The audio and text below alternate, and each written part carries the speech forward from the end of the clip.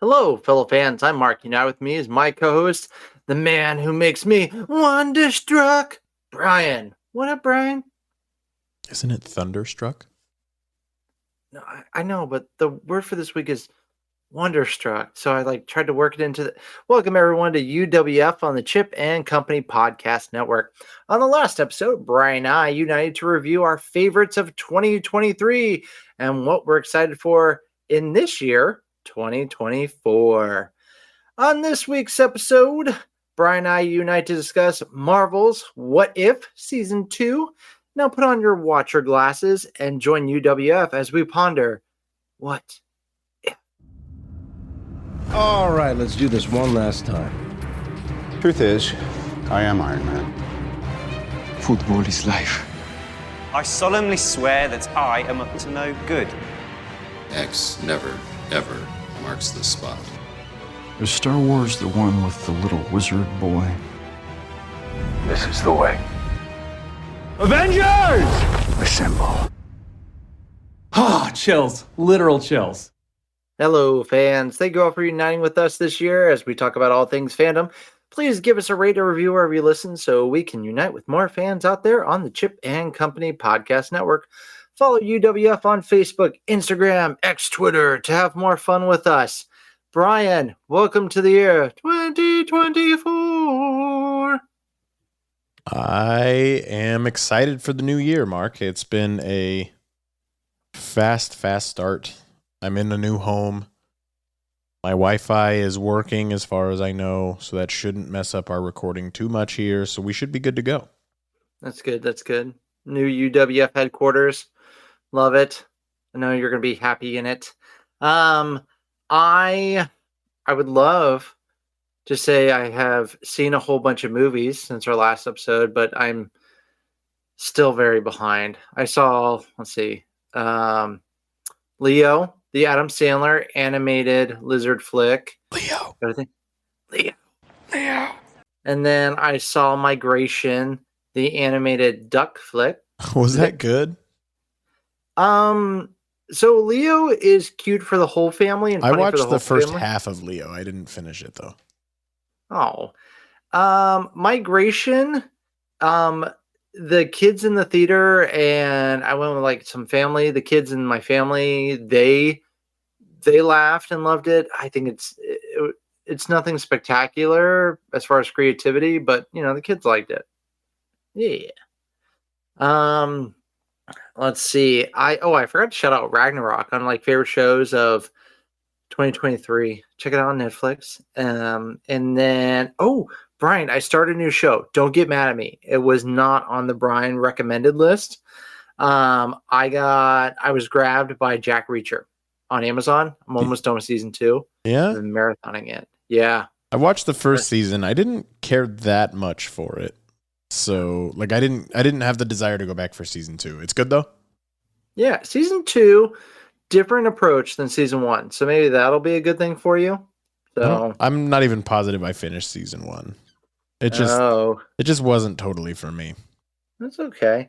Let's see. In sports news, baseball, my Red Sox have done some okay things.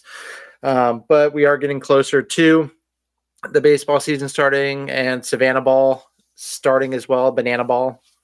Excited for that. Bryan, the NFL, there was some breaking news for your Broncos. Things are getting spicy there, Mile High. I was never on board with the Russell Wilson thing in the first place, so I am fine with what is transpiring. It feels a little dirty, but I just want that guy out of my life, so I'm good with it. Bryan, I need to ask, are you tired of hearing Bronco country? That's right. Oh, I was tired of it before it ever even started.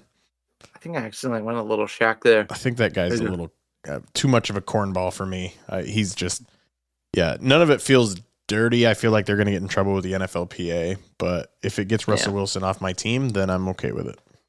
You think he's going to end up a Giant or a Falcon next season? I heard Viking. Ooh, okay. If him and Kirk Cousins switch places, contrary to what I may have said on social media earlier this year, I'd be more happy with Kirk Cousins than Russell Wilson. I'm Meh. Let's see. My Saints, they're I'd be more happy with either than Derek Carr. man. Well, the day tomorrow after this episode's released, I will have found out if the Saints are in the playoffs or not. They need some help. Yeah, they need the Panthers to win, which is needing it next to impossible this year. Yeah, they've only won 2. The Saints find themselves in we spent way too much money. Now we're in a huge hole that we can't really do anything about. I wish we just would have saved our money and had Jameis Winston do something this year. I feel like we would have gotten similar results, maybe better. Dennis Allen should be fired on Monday if they don't make the playoffs. Yeah, but I'm seeing all these like sad things about, or not sad things, but discouraging things about it. How the Saints haven't fired anyone with like shorter than a 3-season coaching stint. But I'm sorry, with these numbers, he's not even 500, I don't think. So, but it's not going to be an enticing job for any future coach. No. So I feel bad for whatever college coach we hire to come there. Yeah, that's fair. But Bryan, we made some Super Bowl predictions on an earlier episode. You know what? No, I don't want to do that because my guesses are always wrong, way off. My teams get hurt. I'm tired of hurting the teams I care about. So we're gonna move on. I think I said Bills Niners, so I'm sitting okay with that so far. Okay. At this point, the Bills could either be the 2 seed or be out of the playoffs altogether when the day after people hear this. So it's a funky one, but we've also got the College Football National Championship Monday night, Michigan, Washington. Both of those semifinals were fantastic football games. Bryan, I got a hot take. Yeah, go ahead. Feeling hot. I'm happy for the fan bases and the teams that get excited for bowl games, but man, like listeners, young listeners, you don't want to get on my rocking chair. Good morning. Yeah. I'm Wilfred Brimley, and I'd like to talk to you for a few minutes about diabetes. Diabetes. Bowl games used to mean something. They used to be great. Now, like the biggest highlight was the Pop-Tart Bowl, which that was actually pretty great. Yeah, the Pop-Tart Bowl ruled. Yeah. So bowl games, they need to expand the playoffs so that the bowl games actually start matter again. I don't know where I got matter again. So no, you're correct, yeah. But blame the ACC, the one conference of all 5 conferences who's mad that the playoff didn't expand this year.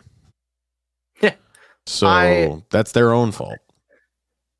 Believe me, as an SEC guy, I was very irked at how the Alabama game ended. I really don't like Alabama, but I hate Michigan's coach, Jim Harbaugh. I hate him. Come on, Washington. But I don't think Florida State would have beat that Michigan team.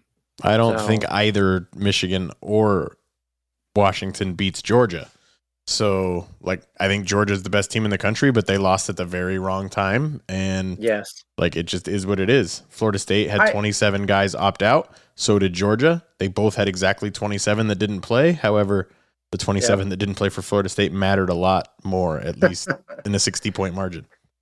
I agree with that. I don't understand how you can have Georgia number 1 the whole season, and then they lose to a really good Alabama team, and then you don't put them in the Final Four. I don't know how that math works.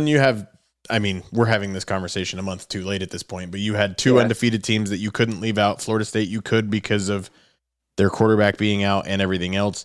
And you put in the team that beat Georgia, which I understand, and you have to put in the team that beat Georgia. So, there was no room for Georgia at that point. But if we had a 12-team playoff, Georgia wins it. Touche. But who you got? Michigan, Washington. At this point, to me, Michigan both teams kind of feel like a team of destiny. Neither team, it feels like Michigan the way they played in that fourth quarter against Alabama, I didn't think they could. So that tells me something. But Washington, to me, just feels like a team of destiny for whatever reason. I'm picking Washington to win. I'm going to go 31-27. Man, I was going to go Washington by 6. Yeah, There you go. there we go. So, NFL fun times. Good on the Pop-Tart Bowl. Made me actually sad I didn't have a Pop-Tart. Brian, do you have a favorite Pop-Tart flavor? Cinnamon brown sugar. It's the best one. Oh, I thought you were... I was like, Brian, don't tell people your nickname for me on the air. Gosh. Anyways, so that's Mark and Brian's Sports Corner. I know. Mark and Brian's Sports Corner. Now we're going to go to the Disney Plus corner. Let's see. Percy Jackson. It's out. We have 4 episodes at the time of this recording. Brian, are you up to date? Are you feeling it? Yeah, I'm up to date. It's good. I like it. What was the thing in the latest episode? It was like a saber-toothed tiger mixed with like a, I don't know what it was, but it was dope. It was really cool. Yeah. The Mississippi River does not feel like a place I would want to learn I could breathe underwater. But other than that, no, I'm like, it's going at a pace that is frustrating the crap out of my wife and children because they know the books and they know everything else that's coming. It's moving at a pace for me that's making me not feel left behind, but I still don't know what Greek god was in charge of what, so I'm still kind of catching up there. But like, I came into the show in the second episode wondering who his father was. Like, I didn't know who Poseidon was, so I didn't know any of that. So, or I knew who Poseidon was, but I didn't know he was like his kid. So I'm coming into it completely as a rookie. But no, I've enjoyed the show. I think it's really good. How many episodes is it going to be? It's not going to be 8. It's got to be more than 8. It's only 8. What? Yep. If it's only 8, then season 1 is book 1, season 2 is book 2. But yeah, it's only 8 episodes, and that was my family's complaint is we're halfway through the series and we're only a third through the book, so we're going to rush through the most important parts.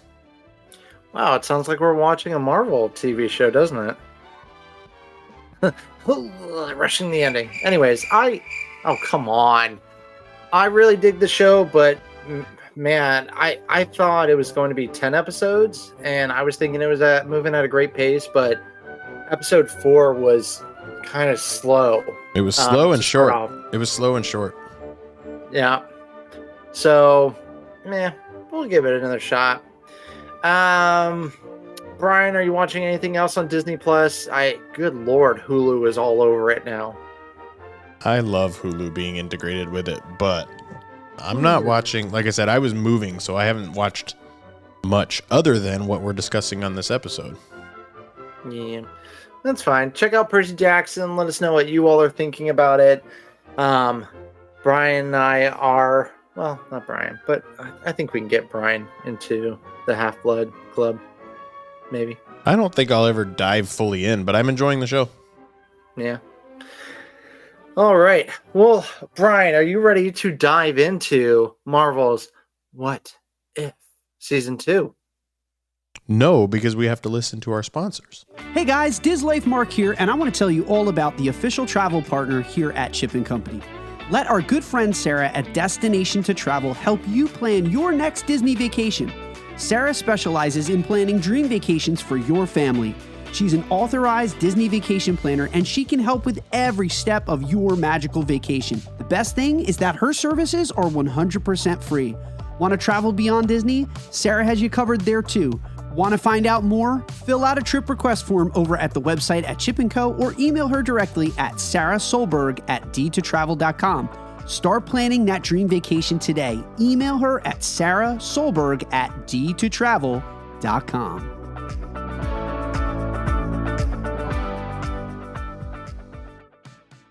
All right. Thank you, sponsors, for bringing us into 2024 stronger, bigger.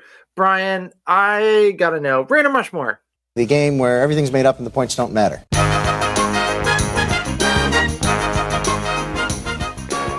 So, Brian, we have wonderful sponsors already, but, the episode we're talking about, what if?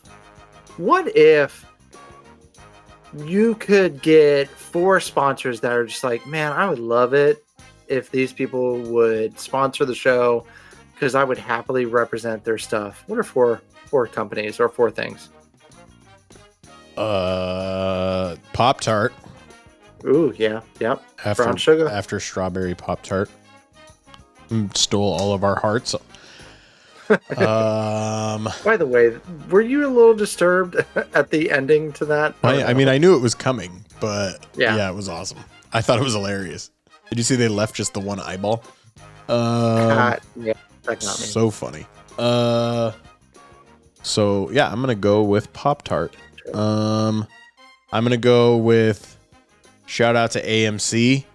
Yeah. I'm gonna go AMC A-List specifically. I feel like we rep them without being paid for it and actually paying for it.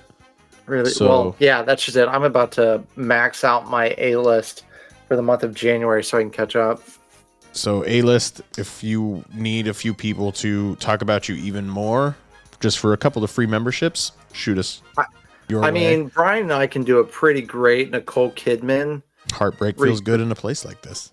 It sure does. Man, I had a hard time with that line when we did that. What would our next one be? I would have to say some sort of diabetes medication. Good morning. I'm Wilfred Brimley, and I'd like to talk to you for a few minutes about diabetes. Diabetes. And I'm gonna go ahead. Go ahead. I think for me, I got it. I'm going Dr. Pepper. Okay. Have you seen that new Dr. Pepper transfer portal commercial? That's my Dr. Pepper hand. It's so good. I'm gonna go Dr. Pepper because is it fresh in my mind because I had a cherry Dr. Pepper earlier and it just hit the spot? Yes, I am. A-List, it's on there. I'm addicted to New Era, the hats. So if they wanted to get us some United We fan hats and Chip and Cope like merchandise, that'd be great. I'm gonna go Mountain Dew Code Red as my fourth. I love Mountain Dew Code Red. It's like a drink that is not the greatest for you health wise, but Code Red makes you forget that. Correct. I think for my last, I'm gonna go Stance, the sock company. My feet are so happy in them. It's like they're being hugged every time I wear them. So happy. I like that. All right. So if you're out there, I mean, Bryan and I are open to other suggestions like Uncrustables. Or if you're not any of those things and still want to give us free stuff, let us know. It's true. We will gladly sell out. But in the meantime, thank you, Chip and Company. We are happy. I can't wait till Rock'em Socks. Family. I can't wait till Rock'em Socks reaches out and say you can't wear Stance ever again. Hey,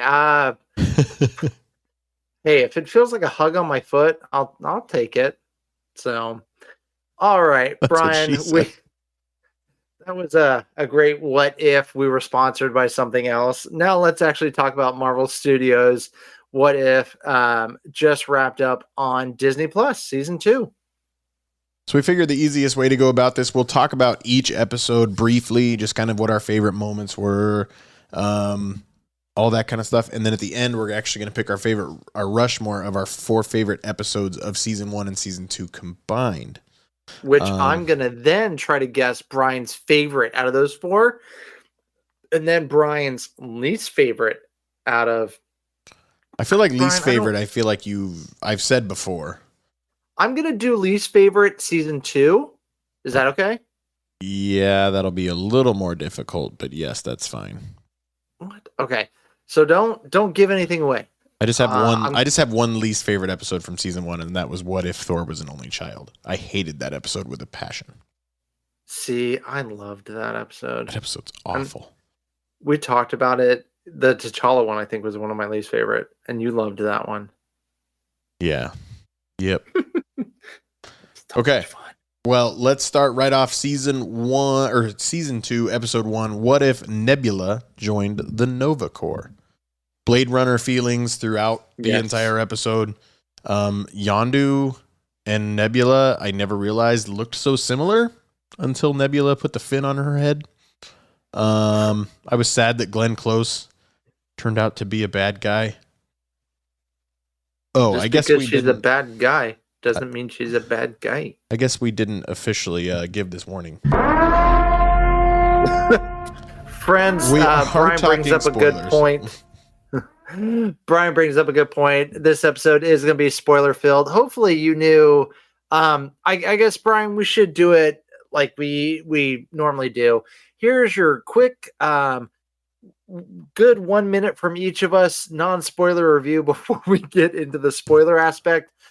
Season 2 is my favorite of the 2 seasons, but my favorite episode is in season 1. But I loved every episode, and I've rewatched them all, some way more than others. So please check out What If Season 2. Brian, non-spoiler, go. Yeah, What If Season 2, drastic improvement on Season 1, in my opinion. Maybe it's just because of the mentality I came into it with, but the daily release schedule also I was a gigantic fan of. It was the perfect week of the year to do that. I think the pacing, the show doesn't have enough content to really come back to it week after week after week, but day after day when you've got nothing going on the holiday break, perfect release strategy in my opinion. I do think season 2 was better, all because I knew what to expect and not that every episode was going to build on each other and stuff like that. Like I didn't know what to expect with season 1. Some of it was really good, some of it really wasn't. But overall, I think season 2 was a drastic improvement, and I did like season 1. Well, there you go, friends. As we don't spoil What If Season 2, but now you have been warned. Here is your spoiler alert warning. So, yeah. All right, Brian. So, Glenn Close. Close was the bad guy. Yeah, that sucked. But I thought Jan Rog being in jail was kind of random. I feel like that was them just flexing, hey, we could get Jude Law to come do voice acting, which they got everybody to do voice acting except for like Chris Evans, Robert Downey Jr., Scarlett Johansson, and Gamora. What's her name? Zoe Saldana. I think that's it. I think everybody else was their character, which is really surprising from certain people. But I don't know. I thought the Nebula joined the Nova Corps one. I think it was a fun concept that, I mean, they took half an hour to tell a story that I think actually would have been more fun being dragged out a little longer. I agree. I think it felt very Blade Runner-ish, as you said, even a like hint of anime. I actually think this would have been a great season, like just on itself. Nebula, like the cop episode. Howard the Duck coming in there, here and there. And you got like the other gang members. Just, I really enjoyed this episode more than I thought. Of course, now I can't unsee Nebula looking like Hondo. Yes. Hello, my friends. I am Hondo Onaka, and this is Onaka Transport Solutions. Or Hondo, not Hondo Onaka. Who? Come on. I thought you would have been happy that I went Star Wars with it. But you also said Hondu, and that's Yondu. It's Han. It's Yondu. But okay, so I didn't realize that Nebula looked like Bunsen Honeydew, and but I was a big fan of this episode. Very different approach. I think it was a good for them. This was not how I expected them to start off, so I think they took a chance with this one. But Howie, the girl talking to Howard the Duck, and then Howard the Duck and Korg and Groot and Meek playing rock, paper, scissors. It's an unbeatable paper because it's made of rocks. Thought that was great. It brings together characters that you never thought would ever come together on screen together. It's fun. Yeah, I think it would be a great series, even if it's in comic book form. I think they should run with it. What if Peter Quill attacked Earth's mightiest heroes? In 1988. In 1988. You go first this time. So when Ego and a young Peter Quill attack Earth in 1988, Howard Stark and Peggy Carter form a team. I think it was a fun, creative team. I enjoyed Quill and oh my god, what's Hank's daughter's name? Hope. Hope, thank you. That was Hope. I enjoyed Hope and Peter hanging out. I thought that was fun. Yeah, I didn't have any problems with this episode. I enjoyed it. I like this one too. I think Goliath being part of the team is fun. Shout out to Lawrence Fishburne. I thought they tried to make Hank Pym a little too Scott Langy. He was making a lot of quips and jokes, and that's just not Hank Pym. You got a point there. They should have gone back to how he was in the first Ant-Man before. Especially because he had just lost his wife pretty recently. Like, oh, yeah. I don't feel like he'd be that jovial. Yeah, I mean, we did also learn in this episode that potatoes are a vegetable. That is true. Mm-hmm. I didn't learn that from this, but yes. Potatoes. I thought it was good. Again, I think they just tried to make Hank Pym a little too Scott Langy. I do think that Lawson being on the team was kind of random. The Kree Star Force suit call out was fun, but I thought Lawson being part of the team was kind of weird. But overall, I enjoyed it. I think it came a little easy by Hope just having the ability to shrink anything she wanted and have Hank's card and stuff like that. I mean, this one was, I guess, more convenient than, I mean, they're all convenient. That's the whole point, but I don't know. It just wasn't, it wasn't my favorite, even though I think I liked it more at the time, but upon rewatch, I had a few more problems with it. Yeah. The Winter Soldier was a cute touch. I was at first like, man, why didn't you get Red Guardian in there? And then I realized the time frame doesn't match up to have Red Guardian. It doesn't not match up. Huh? It doesn't not match up. Oh yeah? He could have been around. You should watch. So they've teased us with season 3, and I think now's the right time to talk about this. They teased us with season 3, and it's a 3-minute clip of the Winter Soldier and Red Guardian in a car, and they get stopped at a checkpoint, and Lawrence Fishburne is the police officer, and they end up taking them down. Like they like the clip ends with them going after the Winter Soldier and Red Guardian. So we are going to get Red Guardian in this show in season 3. That much we do know. Good. We need more of them. And I don't know for a fact, but it sounded a lot like David Harbour, so I assume that it is David Harbour voicing Red Guardian. Yeah, I'm glad we got some more Winter Soldier. That was cute. King T'Chaka being in there, that was nice. Yeah, that was a good cool. touch. So overall, not a bad episode. I think that was definitely more. The first one we went with Blade Runner noir. This one we went with, I think, a more family. Not they're not the Young Avengers, but a family Avengers story. So yeah. Episode 3, What If Happy Hogan Saved Christmas, came out on Christmas Eve, which was fun. Happy Hogan sets out to prove his hero chops when Justin Hammer lays siege to the Avengers Tower during the annual holiday party. You give me Justin Hammer, I am in. I thought this one was super fun. Justin Hammer had some really, really good one-liners that while you're reviewing, I'll go back through and find a couple of them and read them. But overall, if you like Die Hard, you probably liked this episode. It was silly at all the right points. I think having Darcy in there was really fun. This is the lowest rated episode of the season on IMDb, and it's in my Rushmore of season 2. I don't know how none of us asked for a Happy and Darcy team up, but I loved it.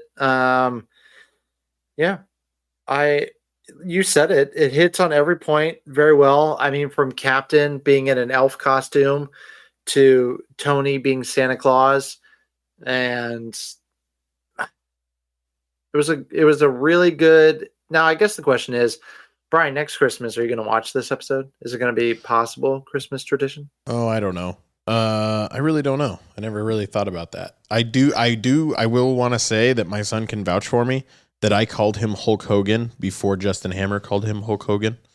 Oh, Lord. So, yeah. And of course, anything that has a dancing Sam Rockwell, I'm there for it. So I'm glad they got an animated Justin Hammer dancing. That all I needed was for this to tell me that Sam Rockwell is still willing to do Marvel, because I'm still holding out that Justin Hammer is going to be the main antagonist in Armor Wars, which is now a movie and not a show. I need more Justin Hammer in my life. Yeah. That's a rabbit hole. Anyways. Yep. They made a bunch of Christmas Story references too, so I was happy. They did. Of course, you had to make Die Hard references. Happy was even in the air conditioning ducts. Like, you had to. Had to. You had to. You go first this time. What if Iron Man crashed into the Grand Master? Tony Stark challenges the Grand Master, leading to a Grand Prix turned Demolition Derby death match. Brian, are you going to be guessing which ones are my favorite and which ones are my least favorite, or should I just do that? Should I just tell you? Sounds to me like this is probably one of your least favorite. Is that what you're thinking? No, let me ask you. Before I said that, would you have thought that this one? I don't like this one very much. I'm going to be honest. A lot of people do. This one did. Outside of his suit turning into a car, this one didn't really move the needle much for me. Goldblum was too Goldblum. This is my least favorite of season 2. Yeah. Do I think it's a bad episode? No. I just go by the fact I've rewatched it the least amount. Goldblum definitely does go full Goldblum, especially when he's melting. I'm melting at the end. Or sorry, you got to do it like Goldblum. I'm melting. I can't do Goldblum. So, I do love that the melt stick made multiple appearances. I thought it was funny at the beginning, and then it just kept going. Yeah. Korg carrying his vehicle at one point, that was funny. But I thought I would have loved Grandmaster and Tony Stark meeting each other, but meh. Yeah, I do love that they called him Mojo Metal Man. Yes. That I love that stuck throughout the episode. I thought that was good. But again, visually, I think the only really cool thing that I would love to have, hey, I'd like to see this in live action, was his suit turning into the car. Outside of that, it was just not. It was not my cup of tea either. No. Yeah. I would say, if you're the least favorite of this season, then that's still a pretty high note, and it's my least, and I think the show is still pretty great. I don't know how it's a 7.4 on IMDb. It's one of the highest rated. People love Goldblum, man. It's like in the middle. It's in the middle. People love Goldblum. Again, he was just too Goldbloomy for me. But well, apparently not. His show ended on Disney Plus. Episode 5. What if Captain Carter fought the Hydra Stomper? My criticism, many people's criticism, is that the first episode, your very favorite of the entire show, is very, very similar to the first Avenger. That there really isn't that much different outside of gender bending the character. This one, the first half, is really just the Winter Soldier. Then it finally takes a Black Widow WandaVision turn with creepy robots and all that kind of stuff that looks like it's in Westview or whatever. That was kind of fun. I am here at any point that you will give me Black Widow and Peggy Carter on the same team. So I'm in. I actually really enjoyed this episode. I thought having Melina kind of blending the Black Widow storyline with the Captain America or with the Captain Carter storyline, I was a fan. I thought this episode was really good. Oh, thank God. Yeah, I obviously loved it. The shot where Peggy hits the Hydra Stomper in the face, Hydra Stomper, and he does a slow motion flyby and she sees Steve's face. I thought that was a great shot. Very creepy town. For a second, I thought of Indiana Jones 4. I was going to say, I just waiting for her to climb into a fridge, right? Yep. So I thoroughly enjoyed this. Give me Captain Carter and Black Widow team ups anytime. I'm there. All right. Ooh, Episode 6. You are up. What if Kahori reshaped the world? I think this episode is probably going to divide the most people. They created a new character for the show, and I enjoyed it. I think visually it was very beautiful. It was different. It gave us something fresh. I will admit, at first I watched it and I said, okay. But then I went back and did a rewatch of the whole show, and I found myself enjoying it more on the second go round, and especially the ending when she goes to the Queen of Spain. Yeah. Yeah, that's That court that's scene? for lack of a better term, that's what saved the episode. That's not what I mean, because I thought the episode was really good, but I thought that's what made the episode. Yeah. Her inspiring her fellow people with the special gifts to come through and take on the conquistadors. I thought that was a good, fresh way to bring Marvel into a different time period. I thought that was also nice. But I think for everyone who wasn't high on it, go back, watch it a second time, and you'll appreciate it more. Couple ways. So the way they put their own spin on the Tesseract being involved in the Fountain of Youth is really, really cool. Yes. I thought that was neat. If this episode wasn't for you, the original run of the episode is fully in the Mohawk language. You can go into the extras of Disney Plus, and the entire episode is in English if you wanted to watch the episode in English without having to read subtitles. I thought this episode was really cool. The attention to detail and going through the trouble to translate the entire thing into the Mohawk language. They took the tender love and care that it needed. I thought this episode, I think she's a great character. I thought it was really, really fun. Yeah. I mean, I wasn't. She looks awesome. So she does. My only little thing was, okay, they made her. I was like, don't give her too many powers. Like, don't Captain Marvel Superman it. Yeah. Don't give her too many powers. Have her have some limitations. So they got close with me of going, okay, what can't she do? But they never really crossed the line with me. The actress Devery Jacobs was the voice of Kahori. She is also in Echo. But they have come out and people have asked, they have come out and said Kahori is not in Echo. She's just a Native American actress that was used in two different places.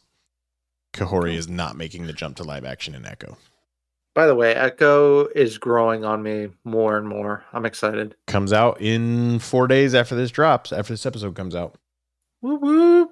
What if Hela found the 10 rings? Hela, stripped of her powers and banished to Earth, comes across a new source of power, the 10 rings. Hela kind of living out a Loki storyline, for lack of a better term, of redemption and everything else. Wenwu, also kind of his own version of redemption.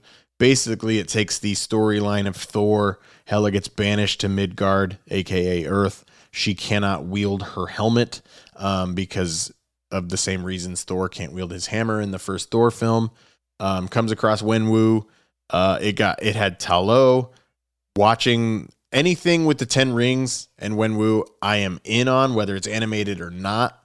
Hela the White is awesome. That last battle against Odin, I thought that was really, really good too. I have nothing negative to say about this episode, and I can't believe they got Cate Blanchett to do the voice acting. I know. I had to check it. At first I was going, man, that voice actress is like spot on. Good for her. Oh, nope, that's her. Honestly, the only, the Tony Stark one, he's like so over the top that it is Tony Stark. The only one that was bad was Gamora. That one was not even close. But all the rest of them, even Natasha, is pretty dang close. Yeah. I love Shang-Chi and the Ten Rings. That's still one of my favorite Marvel flicks. So this story was great. I was all about it. But as you said, it kind of retells, you already said it, retells a couple of stories, and that's what some people had with Captain Carter issues. I had no issues with it. I'm glad that they didn't make Hela's transformation that easy, even though they only had less than 30 minutes. They still made it a good story. I love that Odin himself having the motivation to come down and fight himself. I thought that made a lot of sense as well, with the 10 rings being the biggest threat to his throne. I thought that was interesting. That's just it. I think some people kind of underestimate the 10 rings seeing in the movie. They didn't really give it too much, but seeing them up against Odin, that's pretty great. When I heard the title of the episode, I genuinely thought the 10 Rings to be the organization and not the actual 10 Rings. So the fact that it actually circled around the physical 10 Rings and the power that they have actually made me more on board. I thought it was going to be more Hela comes to like command the organization, the 10 Rings, and not wield the actual ones. See, I thought it was Hela's going to come into possession of the 10 Rings somehow in the beginning. Yeah. And I thought that's what it was going to be. But I also love that the little like winged creature had a good role in it. Morris. Oh, I thought that was your face. I didn't know which. I love Morris so much. You can see him. I love but Morris. It's that. What's the line about Planet of the Apes? The first time I witnessed pure artistry. 1968, Planet of the Apes. I was sitting in the cinema next to my mum, watching mastery unfold before my very eyes. After the film, I asked her, how did they get those monkeys to do those things? And she patted me on the head and she said, it's not real, pet. It's just acting. That's when I knew. If they can teach those monkeys to act that brilliantly, just imagine what I could bring to the world. So you became an actor because you thought the monkeys were actually... Riding horses, I did, yes. When in fact, they were simply acting as if they were riding horses. I still can't get my head around it, to be honest. So, good episode. Yes, some can play the card of you're just changing characters and retelling it, but so what? It's a good episode. But yeah, moving on. What if the Avengers assembled, Captain Carter tries to undo the anomaly that strands familiar heroes and villains in Shakespearean 1602? Go ahead. I loved it. To be or not to be, this episode is great. I sling arrows of misfortune at anyone who talks ugly of this episode, and I bite my thumb at you, sir. Wanda as Merlin, Sir Harold the Happy Hogan, Bruce Banner was the monster in the Iron Mask, Roger's Hood. Like, dude, it was Robin Hood meets the Avengers. This episode is so much fun. If for nothing else, you just got to take it for what it is and just have fun. And man, it's good. It was so fun. I was surprised that they kept the Hulk blood thing with Happy in this episode, though, when he hulked out. Yeah, but I mean, that's kind of how you say certain things count and certain things don't. Like you can continue the characters a little bit. It kind of caught me off guard, but it was fun to have Hulk go up against somebody else. I nerd giggled, though, when Bruce was the man in the Iron Mask. Yeah. I really nerd giggled at that. I thought that was clever. Peggy goes, "You're the monster in the Iron Mask." That made me laugh so much. Like the episode, it was just fun, man. For anybody that's a fan of the Three Musketeers, this should have been fun. And then, Tom Hiddleston as Loki doing Shakespeare stuff, which Tom Hiddleston has a huge background in Shakespeare. And for him to do this episode, brilliant. I'm so glad he did it. So, yeah. Yep, I can't disagree at all. Before we finish up, let's take a moment to hear from our sponsors. Is Disney World home to you? Realtor Victor Naraki can help make it a reality. Realtor Victor Naraki specializes in making your Disney home dreams come true. Second homes, investment homes, retirement, relocation. With Victor's input, he will show you the home opportunities that you don't get to see as a tourist.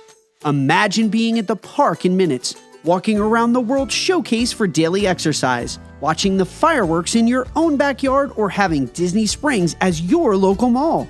Have you ever heard of Windermere, Winter Garden, Horizon West, Dr. Phillips, Claremont, Lake Nona, or Disney's own Celebration and Golden Oak? Victor will introduce you to these communities, which are just minutes to the magic. Stop imagining a Disney life and start living your dream today. Call Victor at 407-340-9375 And don't forget to mention that you heard all about Victor here on the Chip and Company Podcast Network. Head over to celebratingflorida.com and start living your magical life today.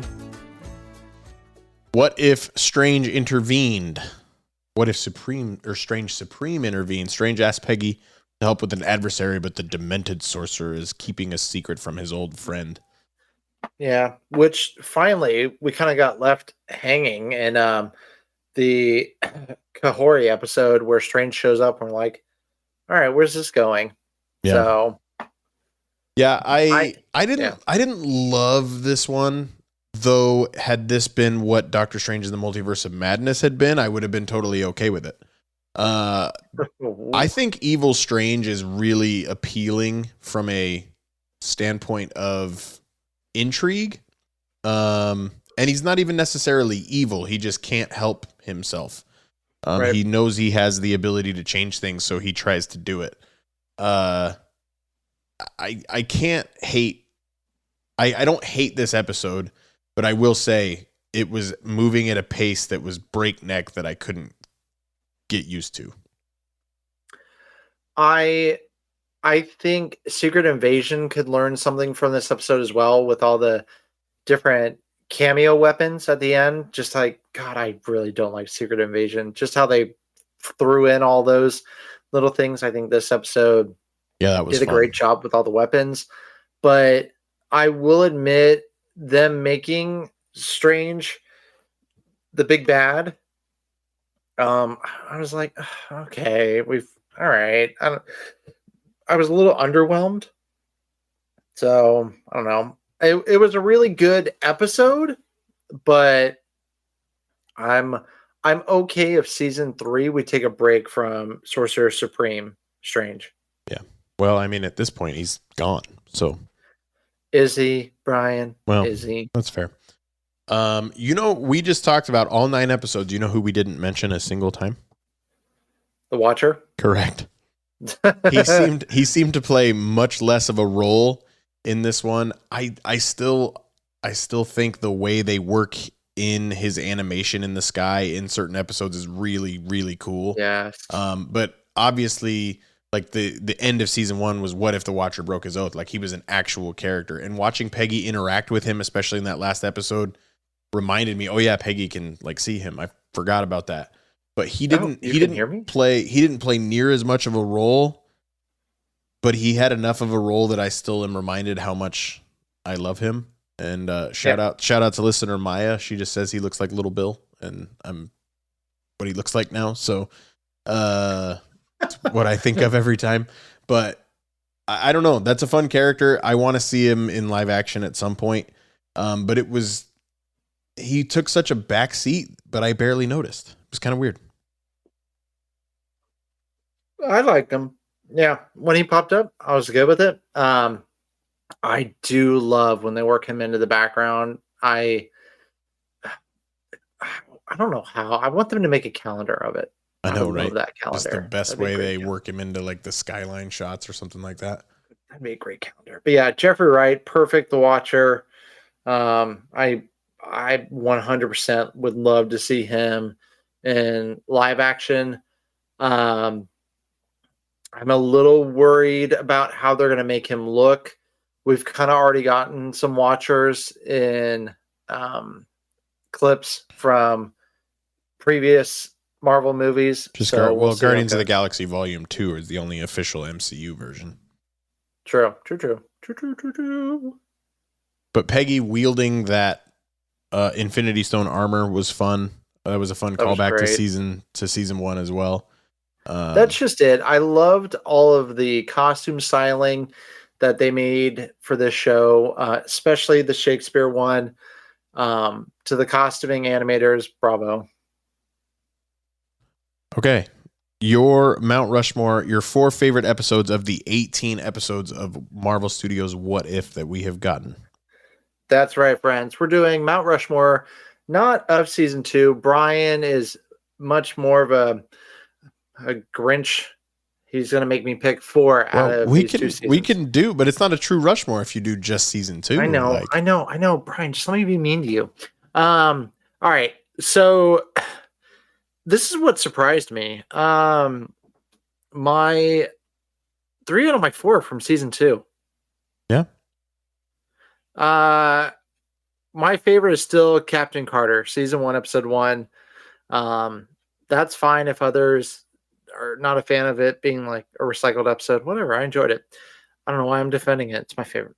And then Avengers Assembled 1602, the Shakespeare episode. I love it. Captain Carter, the Hydra Stomper. I love it. I know. And then I really enjoyed the Happy Saved Christmas episode. Really? Mount Rushmore worthy, huh? I that was the one I was going back and forth between a couple. Bryan, I'm not gonna lie, the Thor one was tempting to pick before you said anything. I enjoyed the Thor one, but I do not. I know. But yeah, I'm gonna go with Happy Saved Christmas. Maybe it's just because I watched it. What was it? It came out Christmas Eve. I watched it Christmas Eve and day, and it just hit right. But yeah. Okay, I promised Justin Hammer quotes earlier, and I forgot. But here's a couple. Hey, there's no crying on Christmas. You know, when I was 7 years old, I wanted a Red Ryder BB gun more than anything in the world. I begged my parents. I begged Santa for it. Accidentally got my tongue stuck on a telephone pole. Isn't that a classic movie? Yes, the one with the leg lamp. Hey, shut up. But I didn't get the BB gun that Christmas. Do you know why? Shoot your eye out. Because this is America. And if you want something, you gotta take it. Justin Hammer also said, time for me to go sit on Tony's throne. I'm not going to flush it if you get my drift. Because this is America and you got to take it. It makes me laugh so much. Okay. I too, I think if it was top 5, I definitely would have 2 from season 1, but I think I only have 1 from season 1. And my first one is going to be from season 1 is What If Ultron won, the 8th episode of season 1. That episode's really fun when Ultron finds the Watcher. I think that one's really good. Honorable mention from season 1 is What If T'Challa was Star-Lord. I really like that one. And I know that one's not necessarily your favorite. My next 3 are going to be, let's see. My next 3. All right, now remember, listeners, I'm going to guess Bryan's least. Wait, did you already say what's your least favorite of this season? Of this season, I have not. I don't think. Okay, I'm going to try to guess it. I'm going to do it. My next 3 episodes are going to be What If the Avengers Assembled in 1602? What if Hela found the 10 rings? And I think I'm going to go. I'm between Kahori and Captain Carter. I think I'm going to go What If Captain Carter Fought the Hydra Stomper is my 4th. Nice. For your least favorite this season, I think it's got to be Iron Man crashed into the Grandmaster's planet. Yeah, I think that's it. Yeah. Again, that one had some fun stuff in it, but overall, I just wasn't locked in. I actually really liked the Peter Quill one, but there's a couple of things that just made me eye roll that would probably come in close to last, but I think last would be What If Iron Man crashed into the Grandmaster. I honestly, this season also surprised me with how much time they're giving Captain Carter. Of course, I love it. Well, something tells me that there's a reason for that. Yeah, they essentially made her a good main character of this season. So she's awesome, man. Yeah. My favorite episode. Bryan, what do you think my favorite of the 4 episodes is? Favorite of the 4? What did you say for season 1? What If Ultron won? No, that's not it. Then you said 10 Rings, Captain Carter, and 1602. I'm gonna go 1602. I will allow it. I'm genuinely don't know which one I like better between 1602 or the 10 Rings. I think I love the character of Hela and the way that was portrayed, and I love Wenwu and the 10 Rings, so that one's close. But 1602 was just so much fun, and the way they reveal that Steve is the guy and how he ends up in that timeline because he fought Thanos and hit the time stone and gets thrown back to 1602 is really cool. Yep. I think that was overall, from a creativity standpoint, I don't think there's a more fun episode. So you are correct that What If the Avengers Assembled in 1602 is my favorite. Yeah. Overall, Brian, on a scale of 1 to 5, what would you give season 2? 1 to 5? That's a weird rating scale. 1 to 10? What do you want? 1 to 10's better. Fine, 1 to 10, go. I should just give it an 8, so it would have been 4 out of 5 stars anyway. No, I think I would give season 1 a 7.5. Yeah. And I think I'd give this one an 8, 8.5. Yeah. Yeah. Do it. Yep. I think I'd go 8.5. Well, that might be a little too generous, only because I don't think there's a 10. Yeah. I think What If the Avengers Assembled in 1602 is a 9.5, and a couple of other between 9 and 9.5. I don't think anything's a 10. So, but yeah, like I'm comfortable giving it an 8, and I'd probably give season 1 a 7. Yeah, I was gonna do a 7 and an 8. Well, that concludes this episode. We thank you, fellow fans, for uniting with us. For those listeners who want to get in touch with the show, please do so. We love hearing from our fans. We are on Instagram, X, Twitter, and Facebook. That way you can stay up to date on everything United We Fan on the Chip and Company Podcast Network. Thank you again, and listen to us wherever you check out your podcast. Till we unite again, fans, always remember, Brian and I are your guides through these vast new realities. Follow us and ponder the question, what would you, United We Fan, think? But if this joyride of yours doesn't bear fruit, it will be your arse. Or your face, whichever it is. Maybe both.